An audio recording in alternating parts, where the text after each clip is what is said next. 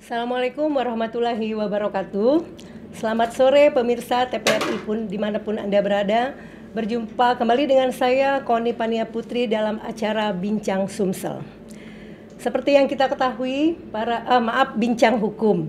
Seperti yang kita ketahui para pemirsa, Kamis tanggal 1 Mei 2025 kita akan memperingati Hari Buruh Internasional, yang mana hari tersebut merupakan momentum dan simbol global perjuangan hak-hak pekerja secara internasional maupun nasional. Dan tanggal 1 Mei juga merupakan penghormatan kepada perjuangan para pekerja yang telah memberikan sumbangsih terhadap kemajuan bangsa baik di bidang sosial, ekonomi, budaya, dan lain-lain. Tetapi seperti yang kita ketahui, masih banyak problema yang menimpa para pekerja di Indonesia, baik itu terhadap pengupahan, terhadap cuti, dan lain-lain. Padahal kita ketahui sudah banyak sekali regulasi yang mengaturnya. Ada apa dan mengapa?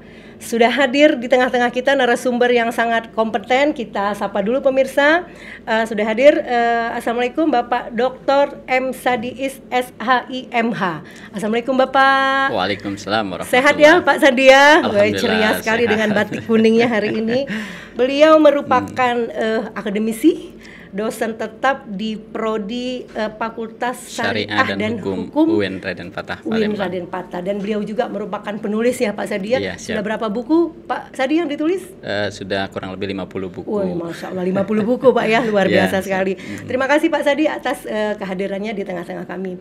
Nah Pak Sadi, hari ini kita akan membahas tema tentang tenaga kerja, karena besok tanggal 1 Mei kita akan memperingati Hari Buruh Internasional. Seperti kita ketahui di negara Indonesia ini sudah banyak sekali regulasi yang mengatur, tetapi masih banyak problema ya sekarang. Nah Pak Sadi, tolong dijelaskan dulu kepada para pemirsa sebenarnya bagaimana hak-hak terhadap tenaga kerja di Indonesia sesuai dengan regulasi yang ada.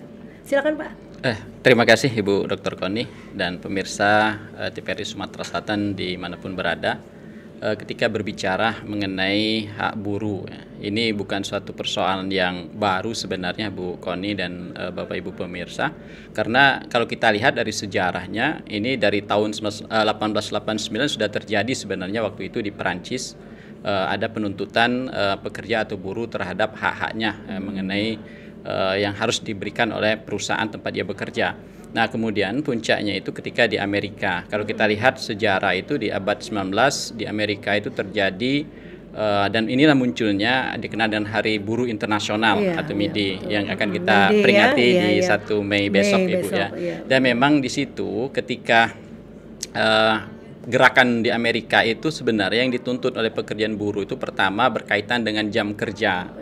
Nah memang sebelum ada tuntutan desakan itu ya perusahaan-perusahaan ini kan mempekerjakan ya mengenai batas waktu bekerjanya itu belum ada ketentuan waktu itu, sehingga dengan adanya sejarah ini maka kita baik pekerja atau buruh maupun kita juga di pegawai pemerintahan itu jam kerjanya kan wajibnya 8 jam. Betul, jadi ketika lebih dari 8 jam maka ada konsekuensinya.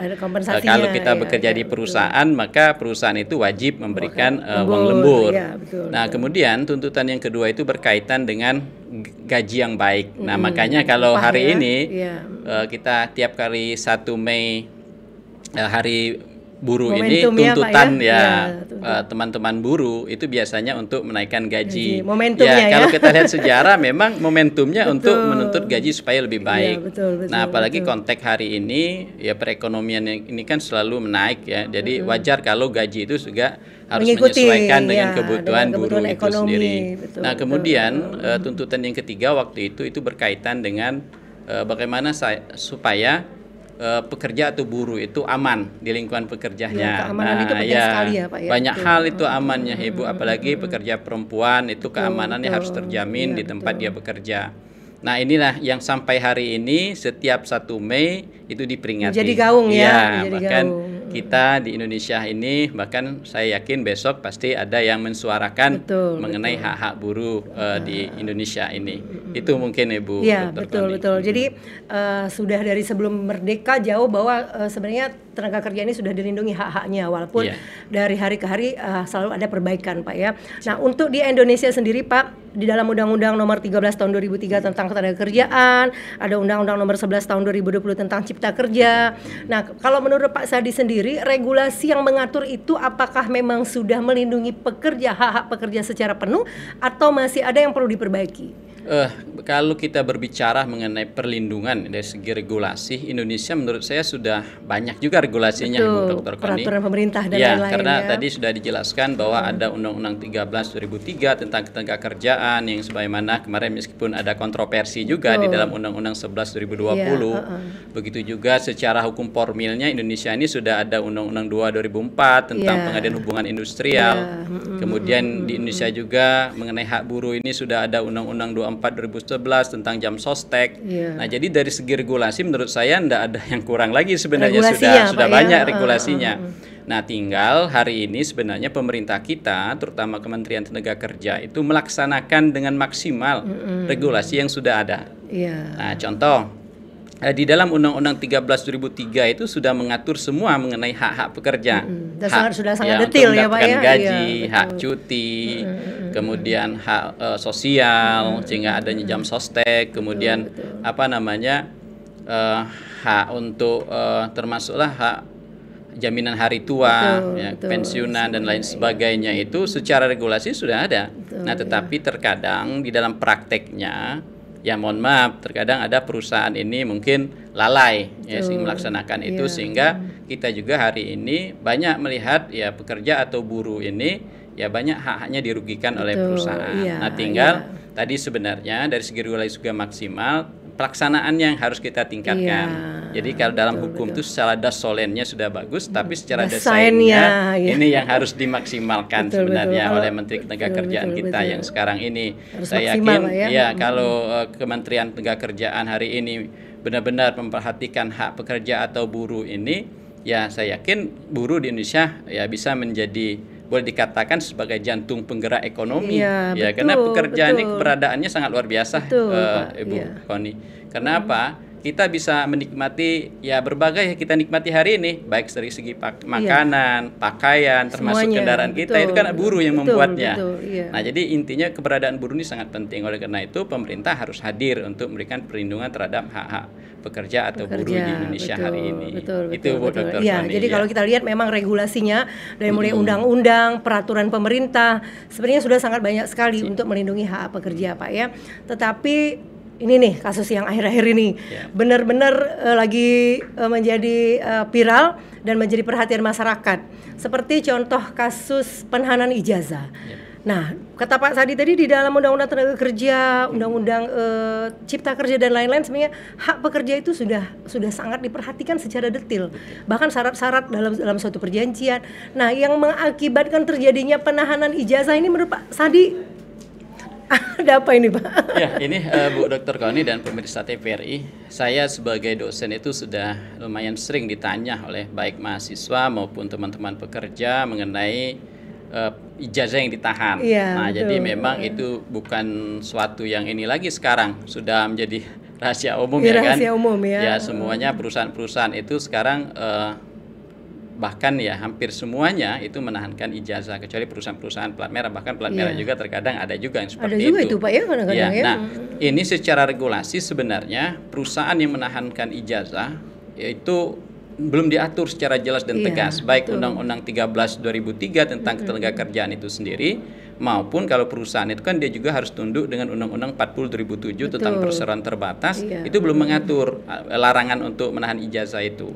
Nah, itu dari segi regulasi, sehingga wajar kalau hari ini ada perusahaan-perusahaan itu yang menahan ijazahnya. Nah, sebenarnya Bu Dr. Koni, itu ada tujuan yang bagus juga sebenarnya, karena perusahaan ini kan secara umum ya perusahaan tidak mau dirugikan. Nah, ya kita tahu sendiri terkadang ada juga sebagian pekerja atau buruh ini ya mungkin dia mendaftarkan pekerja itu atau dia ikut bekerja itu sebagai batu loncatan. Nah, sehingga perusahaan kan tidak mau, Bu, yang seperti itu. Nah, sehingga perusahaan punya target. Ya, kita bisa menerima saudara di sini dengan waktu sekian, maka ijazah kami tahan. Nah, itu sebenarnya tujuan perusahaan itu kalau kita lihat ya dari segi praktek itu yang baiknya itu tujuannya supaya pekerja itu lebih maksimal bekerja di perusahaan yang bersangkutan. Tapi bagi pekerja tentu melanggar hak pekerja seperti itu. Nah, ketika perusahaan menahan ijazah tadi, kalau sudah habis masa kerjanya atau dia sudah resign dan lain sebagainya dan haknya sudah terpenuhi, kemudian kewajiban dia sudah terpenuhi, maka wajib juga bagi perusahaan itu mengeluarkan atau memberikan kembali ijazah yang bersangkutan. Nah, yang hari ini seperti yang kita lihat hari ini, nah ini terkadang memang ada klien perusahaan itu yang belum bisa memberikan ijazah itu ke yang bersangkutan. Nah, kita tidak tahu apakah ijazah itu hilang dan lain sebagainya.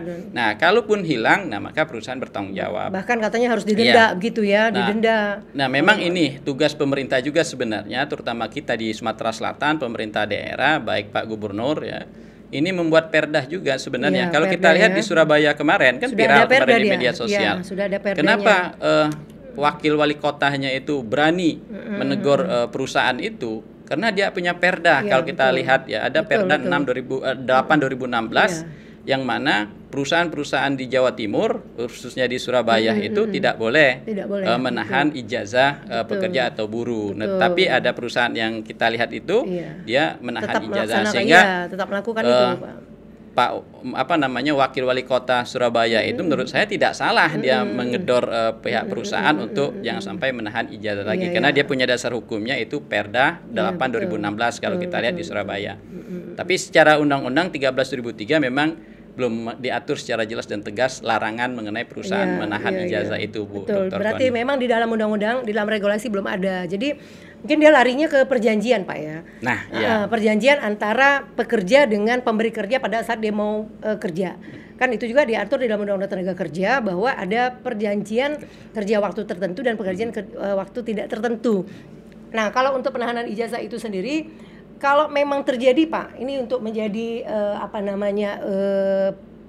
pemahaman masyarakat kita di Sumsel, karena seperti Pak Sadi katakan tadi kita belum ada perda di Sumsel ini dan di dalam regulasi belum diatur dengan jelas.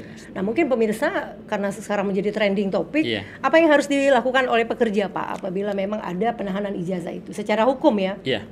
Ini mungkin perlu kita ketahui juga, Bapak Ibu pemirsa dan pekerja khususnya. Biasanya kita itu selain tunduk dengan undang-undang yang berkaitan dengan ketenaga kerjaan, kita juga diikat dan juga harus tunduk dengan perjanjian yang kita buat, Bu. Jadi kita pekerja dengan perusahaan itu kan ada perjanjian kerja. Nah, biasanya perusahaan itu menuangkan perjanjian berkaitan dengan penahan ijazah itu dalam perjanjian. Ini perlu kita pahami, Bapak Ibu, karena apa? Perjanjian ini kalau sudah kita sepakati antara pihak perusahaan dengan pekerja, maka menjadi hukum. Nah, makanya tadi pekerja juga harus tahu isi perjanjian itu sebelum ditandatangani. Harus cermat ya, Pak. Setelah kita tandatangani, ternyata dalam pasal yang kita tandatangani itu ada menahan ijazah. Nah, jadi kalau kita nuntut kepada pihak perusahaan untuk supaya tidak menahan ijazah, kita tidak bisa lagi, Bu, karena kita sudah menandatangani perjanjian kerja itu. Nah, itu yang harus dipahami. Nah, makanya syarat sahnya perjanjian itu kan pertama kesepakatan. Cakap Cakap. Makanya perusahaan tidak boleh juga mempekerjakan anak di bawah umur. Tidak boleh. Kemudian jelas, Ibu. Nah, makanya mungkin perlu juga perusahaan-perusahaan yang ada di Sumatera Selatan ini ya harus dijelaskan isi-isi perjanjian itu terhadap calon pekerja atau buruhnya nanti. Nah, jelaskan, mungkin perlu dibaca, mungkin ya kan, mungkin ya namanya pekerja kan tidak semuanya orang hukum, Ibu. Nah, makanya ini konsekuensinya ini loh. Jadi kita bukan hanya sekedar tanda tangan perjanjian, tetapi kita semuanya harus paham dan ini konsekuensinya. Nah, kalau kita sudah sepakat ya sudah, perusahaan tidak bisa disalahkan.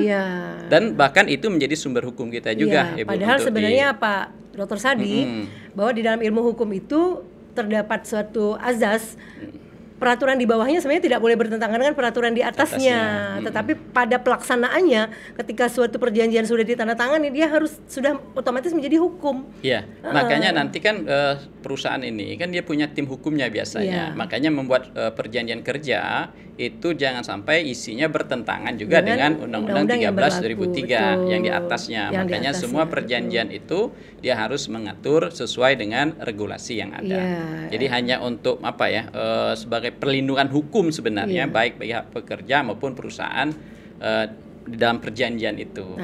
Jadi kita juga sebagai pekerja kan bisa Ibu menuntut buktinya saya karyawan di sini, ini loh perjanjian kerja kami. Nah, jadi penting juga perjanjian kerja itu. Nah, tinggal yang perlu dipahami, yang perlu diperhatikan yaitu mengenai kejelasan isi dari perjanjian. Masing-masing pihak, terutama pekerja, harus paham isi dari perjanjian kerja tersebut. Nah, itu yang sangat penting para pemirsa itu yang penting. Jadi kadang-kadang masyarakat ini kan kurang literasi, kurang membaca, sehingga pada saat disodorkan surat perjanjian kerja itu tiba-tiba tanpa membaca dia langsung menandatangani. Nah, sementara di dalam Undang-Undang Tenaga Kerja itu kan kata Pak Sadi tadi ada klausalnya bahwa ada harus diatur dengan sangat jelas dalam surat perjanjian itu, baik pengupahan, hak dan kewajiban. Nah, jadi perlu sekali penekanan Pak terhadap, karena kalau secara regulasi yang ada pengaturan penahanan ijazah itu belum ada kata Pak Sadi tadi kan.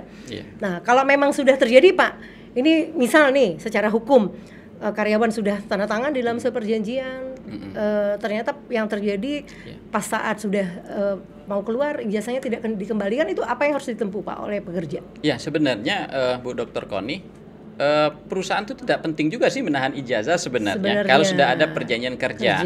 Tinggal nanti dalam isi perjanjian kerja itu kan ada konsekuensinya. Seandainya ada pekerja atau buruh itu yang resign sebelum waktunya, atau dia sebagai batu loncatan. Ya, saya juga sebagai seandainya saya pemilik perusahaan, saya tidak mau juga punya pekerja yang loncat-loncat gitu kan, yang baru berapa bulan di sini pindah lagi. Kita juga sebagai perusahaan kan dirugikan di situ.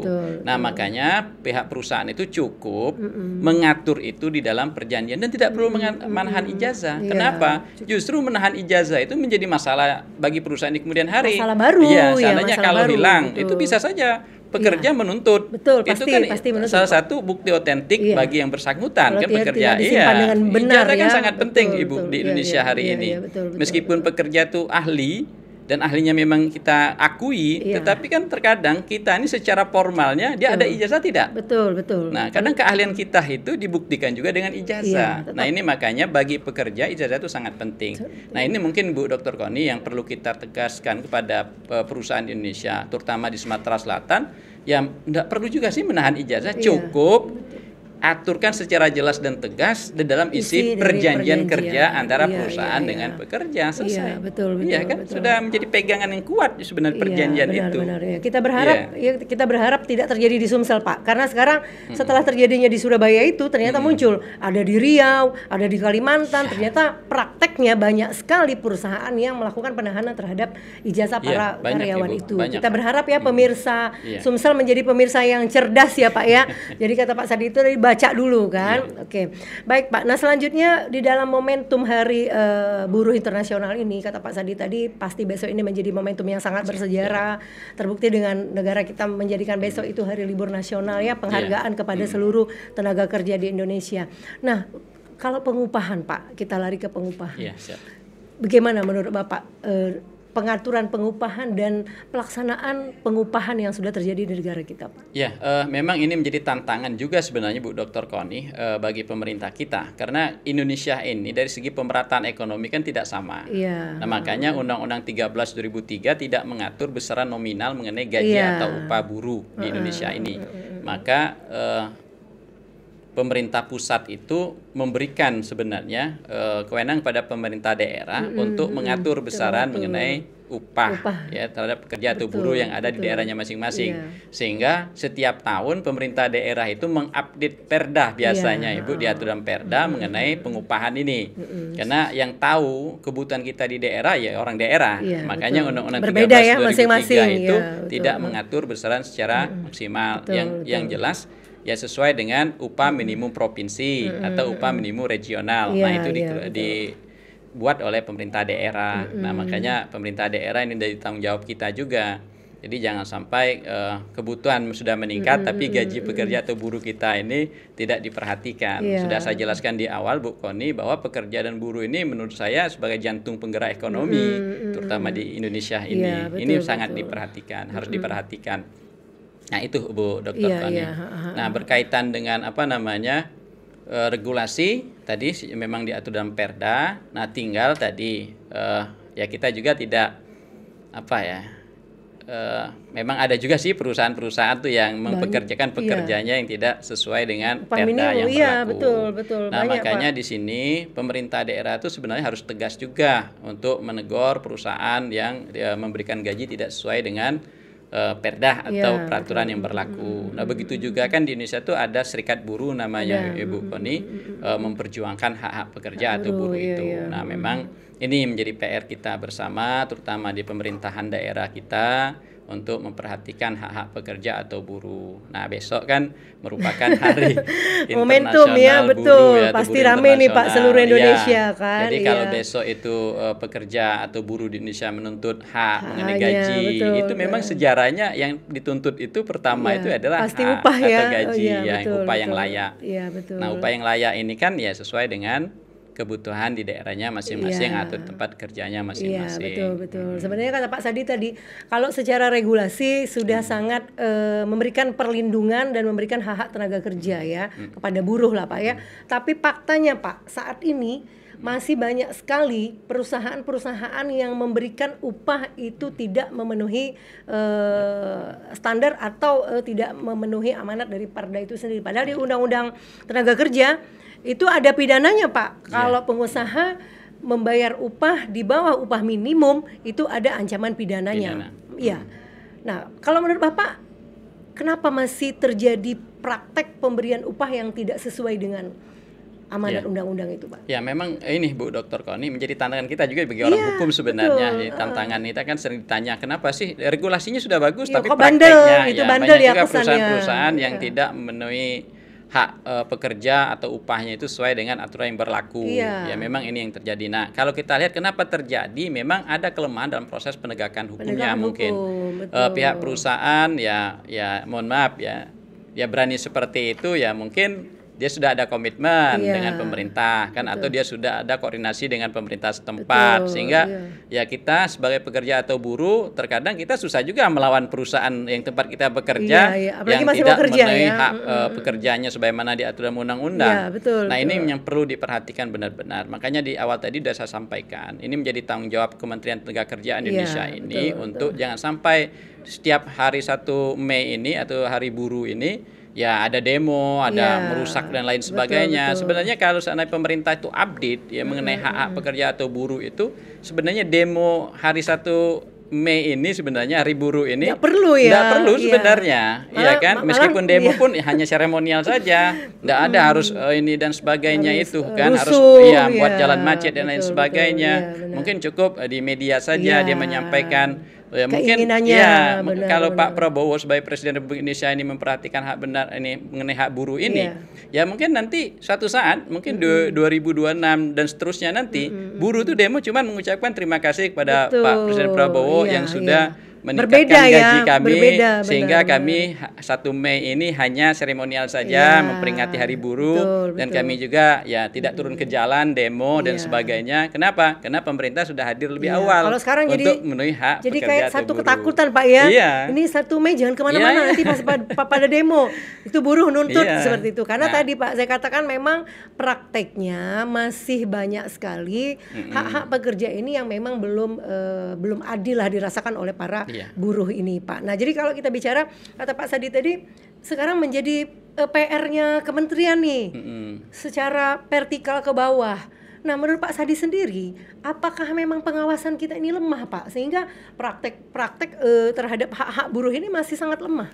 Ya kalau kita berbicara mengenai pengawasan ya dan penegakan hukumnya penegakan terutama hukum Ibu tentu, Dr. Koni dan betul. Bapak Ibu pemirsa TPRI ya bisa kita katakan ya masih sangat lemah. Ibu. Tadi kenapa? Kalau kita persentase ke perusahaan Indonesia ini ya mungkin sudah melebihi separuh sebenarnya perusahaan yang banyak tidak sesuai dengan undang-undang tadi, Ibu Dr. Koni, termasuk mengenai pembayaran gaji, tunjangan hari tua dan lain sebagainya. Kalau kita teliti itu lebih banyak sebenarnya. Ya tadi kalau kita lihat kenapa pekerja dan buruh ini sepertinya susah menuntut ini, ya tadi kalau kita secara teori hubungan antara pekerja dan buruh ini secara yuridis sama, pekerja dan pengusaha dengan pengusaha ini sama secara yuridis, equality before the law. Sama. Tapi secara sosial tidak bisa. posisi perusahaan ini Pemberi kerja ya. ya sebagai pemberi kerja, sebagai majikan. Sebagai Ya, majikan, anak buah dengan majikan ya secara sosial pasti kalah. Betul. Nah, yang seperti ini terkadang tadi kita menganggap pekerja atau buruh itu posisinya yang bawah, Ibu. Iya. Nah, sehingga ini menjadi Jadi persoalan. sulit ya, Nah, Pak, ya. Iya, makanya iya. ya kalau pemerintah ini mengatakan bahwa ini semuanya sama, tidak ada ini, makanya hak harus dipenuhi. Makanya kehadiran pemerintah sangat penting untuk memberikan hak untuk pekerja atau pengawasan, buruh. seperti Ya, apalagi hari ini sosialisasi. seandainya kan kita ada efisiensi ekonomi Betul. kebijakan Pak Iya. Prabowo. Nah, mungkin pemerintah juga harus memikirkan Iya. hak kesejahteraan Dampaknya, pekerja atau betul, buruh ini betul, supaya pekerja atau buruh ya tadi tidak bereaksi, terpenuhi tidak ya, Pak, ya, demonstrasi, hak-haknya, kemudian juga dia ya haknya bisa hidup sejahtera di betul. efisiensi ini kan. Iya, iya. Nah, itu yang harus ini. Makanya saya katakan pemerintah itu yang lebih hadir duluan Iya, untuk mengatur iya. ini Iya. terdepan supaya ya kita demo-demo nuntut hak itu ndak di Indonesia kan karena kita begitu. sudah hadir duluan. Iya, maksud saya begitu Pak. Jadi selain fungsi dari dinas kementerian ke vertikal ke bawah itu ya dinas tenaga kerja seperti itu. Jadi bukan hanya mengawasi kan juga menerima pengaduan-pengaduan dari para Iya. buruh dan tenaga kerja kan seperti itu. Jadi ini Pak biar menjadi pengetahuan para pemirsa TPRI juga kalau seandainya penegakan hukumnya lemah di perusahaan misalnya ya pekerja atau buruh tidak bisa bersuara, ini larinya kemana Pak para pekerja ini? Ya, sebenarnya Bu Dr. Koni, kalau kita lihat ya di website Kementerian Ketenagakerjaan itu kebenaran saya pengajar hukum tenaga kerja dan sudah menulis buku hukum tenaga kerjaan itu. Luar biasa nih Pak Sandi. Pemerintah kita dalam hal ini Kementerian Tenaga Kerja sudah membuat semacam aplikasi ya, yang dikenal dengan lapor. Nah, jadi lapor itu ya. ya kalau ada pekerja atau buruh yang haknya dirampas atau Iya, tidak dipenuhi tidak, oleh iya, perusahaannya, iya, betul. itu dia bisa melapor. Tapi ya lagi-lagi ya saya harus mengatakan dengan sejujurnya, maka laporan itu terkadang ya tidak langsung digubris atau ditanggapi, ditindaklanjuti, sehingga iya, iya. masyarakat ya sudahlah kenapa harus ngelapor? Iya, Nah, ya kan, betul, makanya ini betul. perlu juga ketika kita membuat semacam tempat untuk melapor ya tentu harus tanggung jawab. Iya, Laporan-laporan yang betul, masuk harus betul, kita betul. apa namanya kita tanggapi, Iya, ya iya. kan. Nah, kemudian penyelesaiannya ini Bu Dr. Penyelesaiannya Koni. ya Pak, iya. Ya, saya sering ditanya oleh teman-teman pekerja, memang ketika pekerja atau buruh ini menuntut haknya melalui litigasi atau melalui Iya, peradilan. iya, Nah, kan di penegakan Indonesia kan hukumnya, sudah Pak, ada betul. peradilan khusus Peradilan kan, khusus pengadilan untuk hubungan tenaga kerja, industrial. betul. Nah, makanya pekerja atau buruh ini bisa menggugat ke PHI. Iya, ke PHI. Ya, tapi lagi-lagi mohon maaf harus kita katakan secara desainnya, secara prakteknya biasanya kan pekerja ini uangnya sedikit, Ibu. Iya, yang Sedangkan dituntutnya perusahaan ini tidak kan sudah seimbang, ya. ini. Iya. Nah, perusahaan dari segi ekonomi dia sudah mapan, sudah cukup atau banyak, bahkan dari segi hukumnya dia sudah punya kuasa hukumnya perusahaan ini. Dan hal ini sudah siap semua. Iya, Nah, sedangkan penggugat ini pekerja atau buruh ini orang biasa. Iya. Nah, sehingga sampai hari ini kasus-kasus PHI ini sebenarnya Iya, stop. ya sedikit, Betul, Ibu. Pak. Ya bukan Iya. artinya sedikit ini tidak ada masalah, banyak masalah. betul. Tetapi lagi-lagi pekerja atau buruh ini posisinya di bawah. Ya, akhirnya Iya.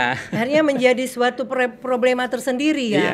Akhirnya para buruh ini Pak akhirnya menjadi seperti terpaksa tanda kutip ya, karena untuk mengungkapkan ataupun untuk melapor itu bukan satu hal yang mudah bagi tenaga kerja. Padahal kita sampaikan tadi regulasi sudah mengatur secara Betul. tegas loh dengan aturan-aturan yang sangat banyak kalau saya lihat untuk melindungi. Tetapi kembali lagi kepada pemerintah, ini fungsi pengawasannya seperti apa? Fungsi sosialisasinya seperti apa sehingga para pemberi kerja ini kan ada rasa tanda kutip segan dan takut Pak tidak Iya. melaksanakan amanat dari regulasi ini. Itu Tapi faktanya Pak Sadi? iya, makanya itu tadi. Kalau kita berbicara mengenai teori dan regulasi, ya kalau sudah kita laksanakan maksimal, sebenarnya tidak ada masalah di Indonesia ini. Iya, Yang iya. jadi masalah ini karena tidak ada yang maksimal Iya. pelaksanaan regulasinya. Ya, dari segi regulasinya dilaksanakan tidak maksimal, dari segi pengawasan tidak maksimal, dari penegakan hukum juga tidak maksimal, sehingga tadi posisi pekerja atau buruh ini Iya. selalu di posisi yang paling bawah, Ibu Dr. Koni. Ditambah lagi kata Pak Sadi tadi, saya kutip loh Pak Sadi, kadang-kadang ada main mata nih Pak ya. Ya kita bebas saja bicara Pak. Iya. Ada main mata antara pemberi kerja dengan oknum lah gitu, Oknum. kita kan sehingga akhirnya kekuatan mereka lebih besar daripada para tenaga kerja, seperti itu Nah, ya. makanya itu Bu Dr. Koni, saya sudah ada berapa yang sering konsultasi ya mengenai hak-hak pekerja atau buruh ya. Yang bertanya ini pekerja atau buruh langsung ini Bu Yang Dr. bertanya Koni. ya, iya, Ya betul, memang betul. dia sangat susah untuk melawan itu Ibu Dr. Koni. Iya, betul. Secara teori dia punya jalurnya, punya salurannya. Iya, betul. Ya kalau kita lihat ya cuman buat gugatan, masukkan ke PHI, Iya. tapi pelaksanaan prakteknya ya sudah yang bersangkutan itu ya di posisi yang bawah Ibu, ya mungkin diintervensi, Betul, ditekan dan lain Iya, sebagainya, bahkan ya sebelum persidangan itu dilaksanakan dia sudah dapat hasilnya, Betul, pasti betul, kalah dia, betul, ya kan? betul. Kenapa? Karena posisinya di posisi yang Iya, bawah dari segi ekonomi, dari segi hukum dan Iya, lain sebagainya. Nah, ini artinya memang penegakan hukum di bidang ketenaga kerjaan Indonesia itu masih sangat-sangat lemah. Jadi keberagaman lemah, yang betul. asas equality before the law itu Iya. belum maksimal. Iya, gitu. betul. Ya, Ini karena sebenarnya nggak bisa sangat kita, memprihatinkan, iya, Pak Sadi. secara Iya. prakteknya belum sejajar hak pekerjaan dengan Iya, hak perusahaan betul, ini. betul. Padahal Makanya- secara teori betul, sama equality before the law kan. Makanya kalau kita lihat Pak Sadi, kalau misalnya pengupahan ya, jam kerja, masih kita lihat orang yang bekerja lebih dari 8 jam, Iya. terus menerima upah minimum yang sangat rendah bahkan. Dan mereka sendiri tidak bisa berbuat apa-apa, kata-kata Pak Sadi tadi.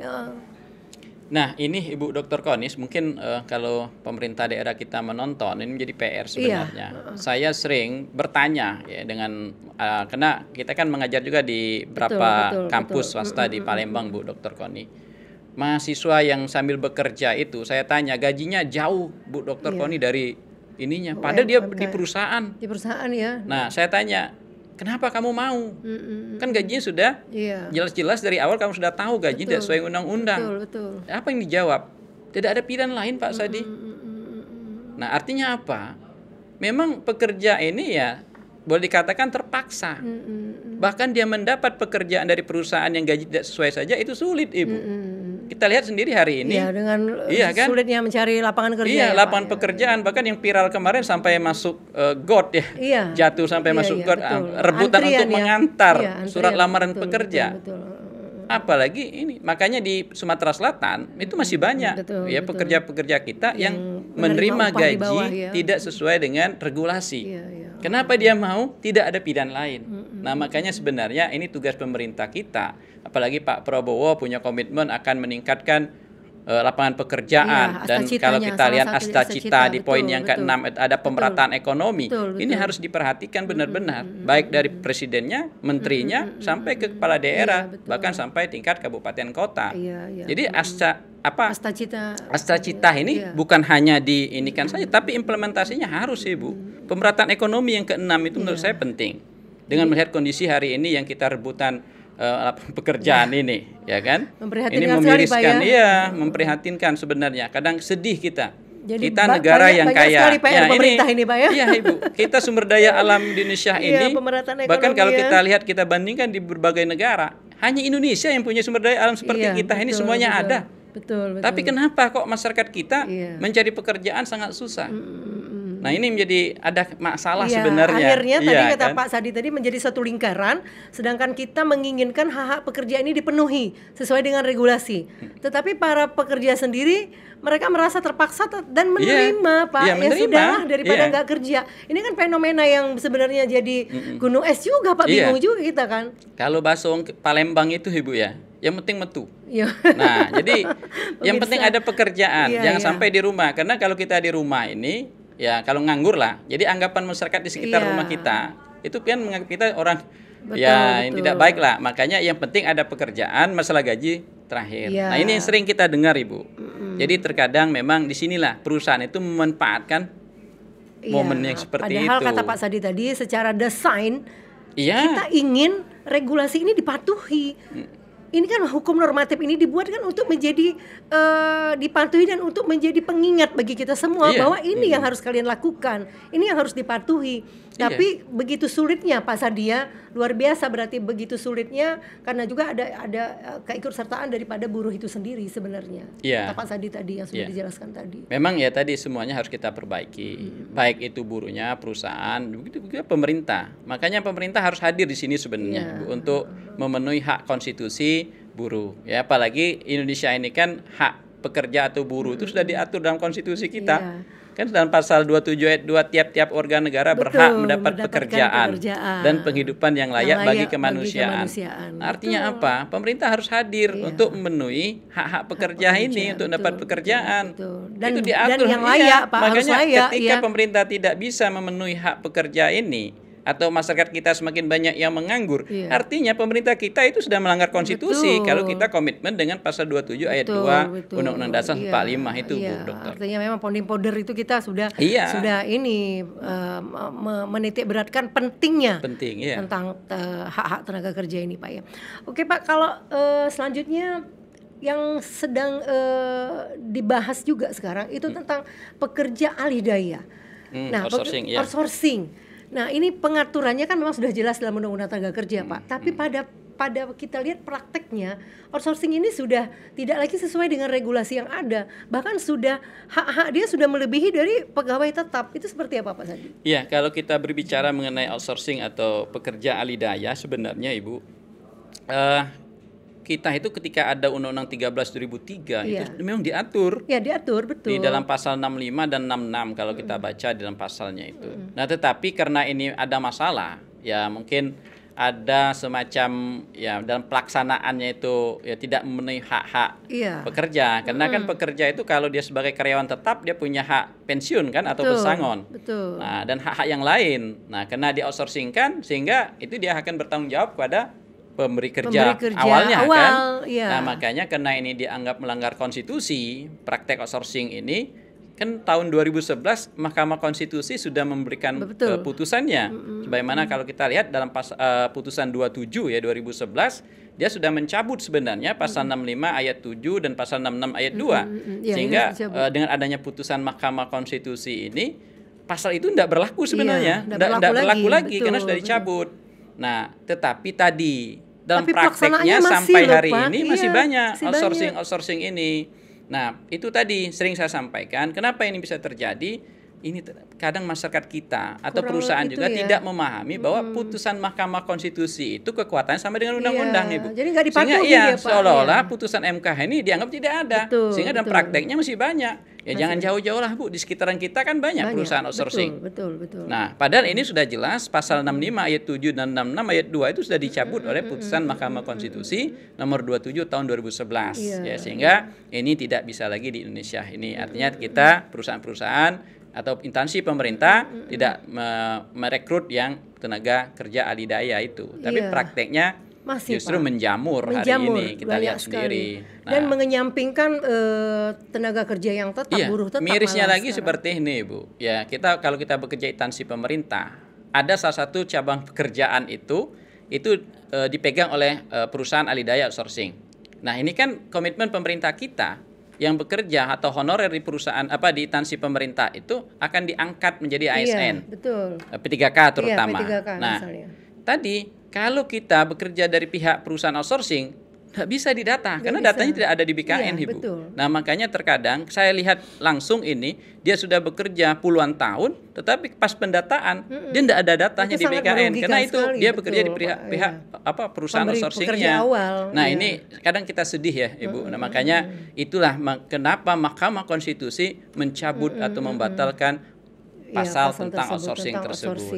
Nah, makanya Kementerian Tenaga Kerja, mungkin pemerintah daerah ya harus benar-benar melaksanakan putusan Mahkamah Konstitusi. Dan mungkin tersebut. Sosialisasi ke perusahaan-perusahaan, Pak, ya, melalui institusi yang sebenarnya ada, saya yakin, Ibu, perusahaan sudah tahu.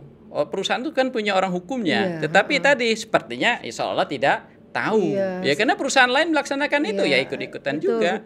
Nah, memang ini yang harus saya selalu mengatakan outsourcing ini harus kita ini kan karena ya lagi-lagi Indonesia ini kan kita punya hak, Bu. Ya apalagi instansi pemerintah. Nah, ini yang sering makanya ya sebagian orang ada yang tidak setuju dengan saya karena statement saya seperti itu. Harus begitu, Pak. Harus ada penyeimbang kita. Kita harus katakan, Ibu, mana yang benar harus kita katakan benar. Jadi kalau outsourcing itu susah untuk mendapatkan hak-hak, terutama jaminan hari tua dan lain sebagainya. Karena perjanjiannya tidak kontinu, selalu diperbarui. Itu kan trik perusahaan supaya tidak memenuhi kebutuhan. Padahal, Pak, di dalam undang-undang tenaga kerja kan ada PKWT, ada PKWTT Iya. kan. Jadi PKWT itu pun harus ada batasan Waktu harus jelas dan tegas. Betul. Tadi ketika kita mempekerjakan pekerja tidak sesuai regulasi itu sudah perbudakan sebenarnya, Ibu. dan bisa, Secara kasarnya betul. ya, Dan secara itu ininya. dianggap suatu pelanggaran hukum, Iya. Pak. Betul, bisa Iya. dipidana sebenarnya. Tapi Makanya regulasi itu hadir untuk supaya memanusiakan manusia, Iya, pekerja tadi, betul, jangan betul. diperbudakkan. Iya. Tapi prakteknya kita lihat sendiri sekarang Iya. masih terjadi, Ibu, perbudakan itu banyak banyak. sekali. Iya. Makanya miris ya Pak ya kalau kita Iya. membahas tentang tenaga kerja ini. Sementara kata Pak Sadi tadi bahwa sekarang di eranya Pak Presiden Prabowo, di asta-citanya bahwa kita harus ada pemerataan Pemerataan ekonomi, peningkatan sumber daya manusia seperti itu ya, hidup dengan layak. Tetapi Iya. faktanya memang sampai hari ini fenomena dan diskriminasi, pemenuhan hak terhadap buruh, ketidakadilan itu masih tetap terjadi. Nah, fokusnya kemana ini Pak supaya ini benar-benar bisa dipatuhi oleh para pemberi kerja? Ya, sebenarnya Pak Prabowo dari awal kalau kita lihat asca-citanya itu sudah bagus sih sebenarnya untuk melakukan pemerataan ekonomi dan hal kesejahteraan masyarakat ya, semua lapisan terutama buruh. Nah, tinggal hari ini sebenarnya kementerian itu harus tegas terhadap pengawasan pelaksanaan dan mungkin perlu melakukan pendataan ulang perusahaan-perusahaan ini. Itu yang perlu diperhatikan. Makanya perlu diaudit lah kalau bahasa hukumnya. Betul. Perusahaan-perusahaan mempekerjakan ini masih Anda ada yang di sini, masih Anda di sini, makanya harus tegas. Nah, tetapi tadi saya ini terkadang pernah saya juga ditanya Bu Dr. Koni oleh perusahaan ini. Nah, ketika kita tegas dengan aturan, terkadang perusahaan ini kan menantang balik. Nah, kemarin pernah ini juga. Iya, betul. Ketika kita mau tegas melakukan aturan, perusahaan mau tutup, mau pindah ke Malaysia, mau pindah ke Thailand, sehingga kita juga Nah, ini pemerintah juga bagaimana caranya? Ya, inilah fungsinya pemerintah untuk memenuhi hak-hak kesejahteraan ini dan mungkin baik buruh maupun perusahaan ya sama-sama diuntungkan lah. Ya kan Bu, simbiosis mutualisme lah mungkin. Nah, makanya di tengah-tengah ini hadirnya perusahaan pemerintah ini untuk memenuhi hak pekerja, karena memang amanat konstitusi setiap warga negara berhak mendapat pekerjaan yang layak. Ya, dan hidup yang layak.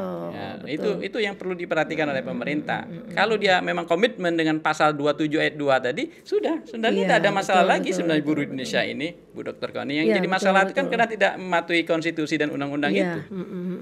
Nah Pak, kalau kita lihat sekarang dari kacamata penegakan hukum. Penegakan hukum yang sudah kita bahas sedikit tadi. Kenapa sekarang Pak begitu sulit untuk menegakkan hukum tenaga kerja ini?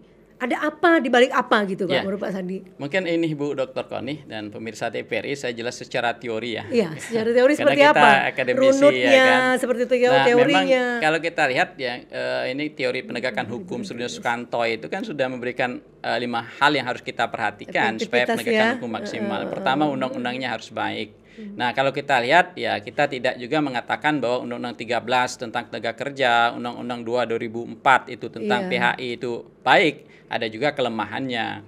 Nah, jadi intinya undang-undangnya harus baik, kemudian undang-undang juga tidak merampas hak konstitusi warga negaranya. Betul. Kemudian yang kedua itu penegak hukumnya. Ya, mohon maaf Bu Dr. Koni, ya penegak hukum ini perlu, karena ya sebagaimana kita ketahui kan, jantungnya wakil Tuhan untuk mendapatkan keadilan di Indonesia itu di tangan penegak hukum di Indonesia. Jadi penegak hukum itu baik dari kepolisian, kejaksaan, kehakiman, termasuk advokat. Nah, itu harus diperhatikan benar-benar. Nah, makanya kalau kita melihat dari statement dari Taperne lah, yang hakim Amerika mengatakan bahwa berikan saya satu penegak hukum yang baik dengan undang-undang seburuk apapun saya bisa memberikan keadilan. Artinya apa? Undang-undang boleh ada kekurangan, tapi penegak hukumnya harus baik. Tapi kalau kita lihat hari ini, mohon maaf, penegakan hukum kita, apalagi masyarakat yang awam, kurang percaya dengan penegak hukum kita. Terkadang karena kita orang hukum saja, orang hukum ini terkadang kita tidak enak. Ya, di masyarakat tuh, orang hukum ini belajar hukum mau melanggar hukum. Iya, betul. Nah, faktanya jadi begitu sekarang, statement ini yang harus kita robah sebenarnya. Kita sebagai akademisi hukum, penegak hukum, mahasiswa hukum, saya katakan bagaimana caranya kita komitmen memulihkan nama baik hukum ini. Jangan sampai hukum itu tapi faktanya sekarang begitu loh Pak. Iya. Baru-baru ini kan makanya ada hakim, kita juga tidak bisa menyalahkan masyarakat yang mengatakan bahwa hukum itu ke atas dia tumpul, bahwa dia tajam, hukum hanya untuk orang yang berkuasa, hukum hanya untuk orang kaya. Memang prakteknya seperti itu. Walaupun tidak semua ya Pak ya, hanya oknum ya. boleh dikatakan hampir ya, memang tidak semuanya Bu ya. Tidak semuanya. Tapi ya. kan ini Betul. statement yang seperti ini Iya, masyarakat lah betul. ya, artinya citra kita sebagai orang hukum ini bagi masyarakat non hukum itulah sudah tidak baik lah intinya. Makanya ini yang harus kita perhatikan supaya kita benar-benar bagaimana caranya memulihkan citra hukum ini sebenarnya, hukum untuk semua intinya seperti itu. Kemudian mengenai sarana prasarana Ibu. Nah, mungkin dari sarana prasarana kita lihat sendiri hari ini kalau saya katakan ya sudah cukup lah. Ya, dari segi gaji pun hakim dinaikkan hari ini gajinya kan. Nah, kemudian dari segi masyarakatnya. Nah, ini masyarakat ini Ibu memang Indonesia ini kan masyarakat kita kurang peduli lah ya kalau yang seperti ini. Seperti tadi pekerja atau buruh ya sudahlah. Betul. Untuk apa kita gugat? Nah, kan artinya rasanya itu kurang karena dia sudah takut duluan. Iya, sudah nah, punya kemudian rasa, terakhir budaya hukum. Nah, budaya hukum inilah terkadang budaya hukum kita ini kurang dalam hal penegakan hukum, kurang peduli dan lain sebagainya itu. Nah, 5 faktor ini yang harus kita perhatikan. Betul. Nah, kalau saya Ibu, saya keluar dari konteks itu kalau supaya penegakan hukum itu maksimal di Indonesia, maka kehadiran pemerintah sangat penting ya. Meskipun ada independensi kehakiman kan, tetapi kan bukan masuk ke situ kita. Betul. Jadi kalau pemerintah kita di depan di sini dalam hal ini memperjuangkan hak-hak pekerja, maka menurut saya nggak ada masalah sebenarnya. Iya, kalau memang komitmen konsisten dengan regulasi yang ada, kita sudah cukup dengan regulasi dan konstitusi itu. Ya, artinya secara preventif Pak, kita memang minta pemerintah melalui jajarannya agar melakukan pengawasan, audit secara continue, secara terus-menerus, jangan sampai ada masalah baru pemerintah ini turun. Kan banyak kejadian di lapangan kan seperti itu. Begitu ada laporan baru turun. Nah, juga dalam preventif ini Pak, memang fungsi dari Dinas Tenaga Kerja ya di setiap provinsi ya Pak ya, harus lebih semuanya, maksimal Ibu. Ya, preventif itu memang sangat penting, apalagi dalam hal kita membahas masalah perlindungan hukum. Preventif kan lebih utama, untuk mencegah ya kan. Pengawasan itu menurut saya itu salah satu pencegahan. Kemudian auditor atau diaudit itu salah satu pencegahan. Jangan sampai sudah puluhan tahun terjadi pelanggaran di perusahaan itu kok baru ketahuan sekarang. Nah, kan itu pun miris ya. Kalau kita lihat di media itu kok seperti ini pengawasannya. Nah, jadi ini menurut saya jangan-jangan ada permainan di situ. Tapi sedikit Pak, saya lari dari konteks ya. Ini tanggapan Pak Sadi terhadap oknum wakil pemerintah di Sumsel ini bagaimana? Harusnya dia yang mengawasi, tapi ternyata dia terjerat. Gimana itu Pak? Itulah makanya. Padahal salah satu dari penegak hukum loh dia. Penegak hukum karena dia kepala dinas kan. Itu salah satu penyebabnya sudah saya katakan tadi, masyarakat tidak percaya lagi hari ini. Ya, jadi kalau masyarakat hari ini sudah kurang percaya penegakan hukum dengan pemerintah, wajar Ibu. Saya katakan, saya tidak menyalahkan masyarakat yang tidak percaya lagi tadi. Kenapa? Dalam prakteknya kita sebagai orang hukum saja miris. Dan terjadi seharusnya dia memperjuangkan, memenuhi hak-hak kesejahteraan, tetapi justru dia merampas. Nah, ini jadi persoalan. Jadi kalau hari ini demo pekerja buruh atau menuntut hak dan lain sebagainya, saya katakan itu tidak salah. Apalagi kita di Indonesia kan hak konstitusi kita mengenai menyampaikan aspirasi kan diatur dalam pasal 28. Kemerdekaan berserikat, berkumpul, mengeluarkan pikiran, lisan, tulisan dan sebagainya ditetapkan undang-undang. Jadi pemerintah ini harus hadir, jangan sampai masyarakat itu bereaksi duluan. Saya yakin kalau masyarakat hadir dalam pemenuhan hak kesejahteraan pekerja atau buruh, maka saya yakin aman pekerja dan buruh karena pemerintah sudah hadir lebih awal. Nah, ini yang perlu diperhatikan. Ini yang Pak Sadi ke kamera. Siap. Harapannya terhadap pemerintah dan penegak hukum seperti apa Pak untuk hukum ketenaga kerjaan ini? Ya, saya berharap ya Bu Dr. Koni dan pemirsa TVRI ke depan di Indonesia ini baik penegak hukum maupun pemerintah, ayo kita bersama-sama untuk memenuhi hak konstitusi warga negara. Saya yakin pemerintah, penegak hukum, kalau kita berjalan, kita melaksanakan tugas sesuai dengan konstitusi yang ada, sesuai dengan regulasi yang ada, saya yakin masalah Indonesia ini tidak sebanyak sekarang ini. Itu yang perlu. Jadi kita tidak perlu harus membuat desain-desain yang lebih bagus. Kita gunakan desain yang ada sekarang ini secara maksimal. Makanya konstitusi kita yang terutama di amandemen terakhir yang keempat ini kan masih bagus, masih bisa kita laksanakan. Betul. Nah, makanya itu saja. Maksimal saja kita melaksanakan hak-hak konstitusi warga negara, terutama hak pekerja atau buruh, maka sudah selesai masalahnya. Untuk penegak hukumnya seperti apa, Pak? Ya, penegak hukumnya ya harus sesuai dengan rel yang ada. Karena kata Pak Sadi tadi jantungnya kan. Penegak hukum itu hadir untuk memenuhi hak konstitusi tadi sebenarnya sebagai garda terdepan sebenarnya Ibu Dr. Koni untuk memenuhi hak konstitusi. Tapi kok justru melanggar. Nah, itu. Jadi jangan sampai kita sebagai orang hukum, kita sebagai penegak hukum justru kita tadi melanggar atau merampas hak konstitusi warga negara. Kita dibayar, Ibu. Iya, betul. Jadi oleh pemerintah. Ya, kita dibayar oleh rakyat. Nah, kita harus hadir di situ. Kita gunakan hati nurani kita ini untuk memperjuangkan hak-hak kesejahteraan masyarakat, melindungi. Iya, nah untuk pekerja sendiri Pak, karena besok momentumnya adalah Hari Buruh Internasional. Apa harapan Pak Sadi dan mungkin pencerahan lah terhadap buruh-buruh, khususnya buruh di Sumsel? Iya, kalau saya sebagai akademisi, ya pekerja dan buruh ini, ya kalau ketika besok dia mau menyampaikan aspirasinya turun ke jalan, ya silakan saja. Karena secara konstitusi sudah diatur dalam pasal 28. Dan kalaupun ada hak-haknya yang tidak dipenuhi atau yang belum dipenuhi oleh pemerintah daerah atau pemerintah pusat, ya silakan saja turun ke jalan. Tetapi tadi ya kita menyampaikan aspirasi sudah diatur dalam konstitusi. Makanya kita jangan menimbulkan ya kerusakan lah ya fasilitas pelanggaran umum, pelanggaran dan lain sebagainya itu. Nah, kemudian yuk kita bekerja sekeras mungkin, semaksimal mungkin. Kenapa? Ya di balik gaji itu kalau kita bekerja dengan maksimal, insya Allah hasilnya juga maksimal dan kita mungkin mendapat pahala juga dari Allah. Kenapa? Kita bisa menghasilkan produk-produk yang maksimal. Begitu juga perusahaan juga, kehadiran perusahaan juga sangat penting di Indonesia ini. Kita tidak menafikan itu, Bu Dr. Koni. Perusahaan ini sangat penting juga. Kalau tidak ada perusahaan, maka pekerja atau buruh ini kan tidak ada pekerjaan. Nah, makanya saya berharap perusahaan-perusahaan ini ya harus tunduk saja dengan regulasi yang ada. Kan selesai. Ketika kita tidak tunduk artinya kita punya masalah. Nah, jangan sampai kita berbisnis ini ada masalah. Ketika kita punya masalah, saya yakin perusahaan tidak akan tenang. Nah, ini makanya kita sebagai negara hukum, kita sebagai orang hukum, ya kita bekerja sesuai dengan aturan yang ada. Dan satu lagi Pak Sadi, mungkin himbauan ya, bahwa para pekerja ini harus paham bahwa hak-hak mereka sudah dilindungi. Jadi jangan dia merasakan satu ketakutan atau kekhawatiran.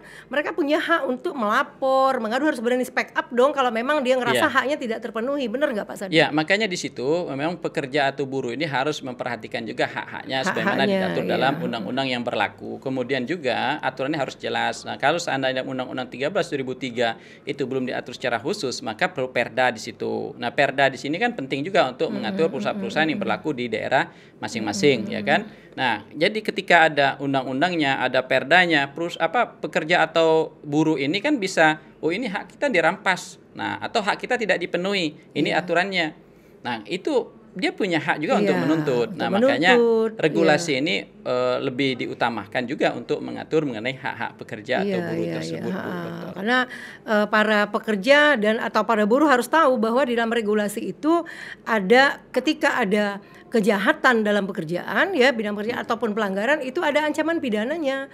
Jadi artinya para pekerja ini juga harus banyak membaca harus paham, harus banyak literasi begitu Pak ya, ilmu pengetahuan paling tidak yang harus dikuasai pasal-pasal yang berkaitan dengan hak, kewajiban, termasuklah sanksi pidana dalam hal bekerja itu harus dikuasai lah pasal-pasal itu. Ya paling tidak ketika kita melakukan suatu kesalahan mungkin hilap, kita tahu oh ini ada sanksinya makanya kita tidak bisa itu. Atau ketika seandainya perusahaan tidak memenuhi haknya sebagaimana atur undang-undang, kita bisa mengingatkan perusahaan, mohon maaf Bapak, ini undang-undangnya seperti ini. Nah, jadi pekerja atau buruh itu harus kritis juga sebenarnya terhadap kebijakan-kebijakan perusahaan. Kalau ada kebijakan itu tidak sesuai dengan regulasi yang ada. Nah, memang ya tadi pekerja harus cerdas. Harus cerdas. Karena salah satu untuk modal supaya kita bekerja cerdas, hasil yang maksimal. Dan bisa menghasilkan kesejahteraan. Di dalam perusahaan itu biasanya kan kalau dia sudah lebih dari 20 atau 30 orang itu amanat dari itu dia kan harus ada serikat pekerja. Jadi dia bisa mengadukan atau mengkritisi melalui serikat pekerja itu. Kalaupun tidak ada, dia harus berani untuk bicara sendiri karena ini hak. Kata Pak Sadi, konstitusi sudah mengatur dengan jelas. Seperti itu ya. Luar biasa Pak Sadi ya. Jadi semoga kita berharap dengan momentum Hari Buruh ini hak-hak pekerja ini terpenuhi, hak-hak para tenaga kerja seperti itu Pak ya. Nah, yang terakhir Pak Sadi, khusus di Sumsel sendiri, terakhir saya melihat ada pelanggaran ada buruh yang tenaga kerja yang mendapatkan kecelakaan kerja. Nah, kalau seperti itu bagaimana Pak Di? Ya, mengenai kecelakaan kerja itu sebenarnya sudah jelas dan tegas diatur di dalam pasal PT Undang-Undang Pusri 13 ya, kemarin sampai 2003 meninggal tentang ya. kerja. Itu sudah diatur semua sebenarnya, Ibu. Jadi undang-undang ini menurut saya makanya sampai hari ini belum diperbaiki, belum direvisi nih. Meskipun kemarin ada Undang 11 2020 tentang Cipta Kerja yang masih ngawur ya menurut saya ya. Bahkan Undang-Undang 13.003 masih berlaku hari ini. Nah, saya katakan undang-undang ini sudah bagus sebenarnya ya. Termasuklah yang masalah kecelakaan kerja, jaminan hari tua itu sudah diatur dalam undang-undang ini. Termasuklah pekerja perempuan terutama. Anak nggak boleh pekerja jadi anak. Pekerja perempuan ini kan kalau kita lihat dari regulasi terutama pasal 74 itu, perempuan itu kan tidak boleh bekerja dari jam-jam ini ke jam ini. Kalaupun dia mempekerjakan di waktu malam, dia harus ada mobil operasional yang antar jemput. Nah, itu kan sudah bagus sebenarnya dari segi regulasi, sudah memberikan perlindungan itu terhadap pekerja perempuan atau pekerja-pekerja di Indonesia pada umumnya. Nah, tapi tadi itu hanya dasolen, Ibu. Desainnya ini terkadang memang tidak semua perusahaan memenuhi apa yang diatur dalam undang-undang itu. Itulah menjadi masalah. Padahal kata Pak Sadi tadi, keberadaan buruh atau tenaga kerja ini adalah jantungnya perekonomian negara Republik Indonesia ini. Kita pakai hari ini sebenarnya jasa pekerja atau buruh, kita bisa pakai baju, kita bisa ini kan ada pekerja yang membuatnya, ya kan, meskipun kita lihat juga hari ini kan memang tantangan pekerja buruh ini adalah sudah agak mengkhawatirkan karena sebagian orang menggunakan robot ya kan, menggunakan teknologi. Tetapi lagi-lagi tangan-tangan manusia ini meskipun secanggih apapun teknologi ya tetap dibutuhkan. Makanya kita mengapresiasi pekerja atau buruh kita yang sudah bekerja sehingga kita bisa menikmati hasilnya. Nah, tinggal mudah-mudahan dia bisa hidup sejahtera dengan ini Pak Presiden, cita Pak Presiden pemerataan ekonomi. Pemerataan ekonomi dan peningkatan SDM SDM yang unggul. Nah, makanya itu yang perlu diperhatikan. Ya, memang satu lagi Pak, tantangan para buruh sekarang tenaga kerja dengan adanya Astacita ini kan kita fokusnya Pak Presiden kan memang di ketahanan pangan ya. Jadi memang harus buruh ini memang kata Pak Sadi tadi harus cerdas, harus kritis. Karena tidak sedikit juga perusahaan melakukan PHK Pak saat ini kan. Ya, nah kalau berbicara mengenai PHK Bu Dr. Koni, ya terkadang kita juga tidak bisa menyalahkan perusahaan karena ini kan kondisi ekonomi perusahaan. Daripada perusahaan terus-terus mempekerjakan pekerjaan tapi tidak dibayar, justru itu melanggar konstitusi. Nah, lebih baik ya kalau memang dia pilot ya harus ada proses hukumnya. Nah, seperti di Saritek kemarin itu kan kalau saya lihat perusahaannya sudah bagus terhadap pekerja atau buruhnya. Memang kondisi ekonomi yang tidak bisa menjamin itu. Yang penting kata Pak Sadi, pekerjanya atau buruhnya ini mendapatkan hak-hak sesuai dengan regulasi. Itu yang paling penting ya Pak ya. Pekerja atau buruh itu memaklumi juga kalau perusahaan sudah pilot ya Bu. Betul. Yang jadi persoalan kan hari ini kan PHK tapi perusahaan masih tetap jaya. Oke, Pak Sadi, luar biasa ini hari ini ilmunya buat pemerintah, buat penegak hukum ya, buat pekerja dan buruh. Semoga ke depan hak-hak buruh ini semakin terpenuhi dengan adil. Pemirsa TPRI dimanapun Anda berada, demikian bincang hukum hari ini yang telah membahas tentang hak pekerja. Semoga dengan momentum Hari Buruh Internasional ini, hak-hak pekerja di Indonesia khususnya akan mendapatkan haknya secara adil. Kami mengucapkan selamat Hari Buruh Internasional, majulah buruh Indonesia dan sejahteralah buruh Indonesia. Terima kasih atas perhatiannya. Saya tutup. Assalamualaikum warahmatullahi wabarakatuh.